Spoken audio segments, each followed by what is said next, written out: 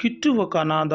తను చిరిగిపోయిన బట్టలతో ఒకరోజు స్కూల్కి బయలుదేరుతూ ఉండగా తనని బ్లాకీ అండ్ వైట్ డాగీస్ రెండు కూడా అవమానించసాగాయి. తను ఎంతో అవమానంతో తను ఒక నిర్ణయాన్ని తీసుకున్నాడు.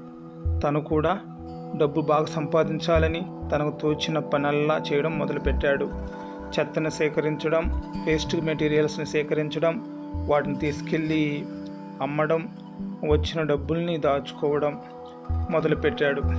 అంతేకాదు బూట్లు పాలిష్ కూడా చేయడం, ప్రతి పనిని ఒక పని అంటూ కాకుండా అన్ని పనులు చేస్తూ ముందుకు వెళ్ళసాగాడు.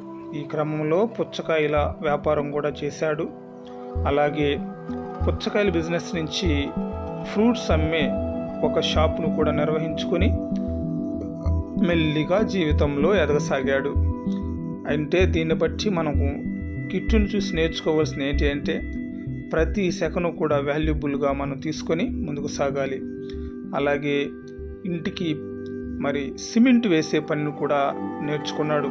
ఈ క్రమంలో కిట్టు డబ్బుల్ని బాగా సంపాదించి వచ్చిన డబ్బులతో ఒక కొత్త షర్ట్ కొనుక్కొని ఆ షర్ట్ని చూసి ఆనందించి దానిని ధరించి స్కూల్కి బయలుదేరాడు.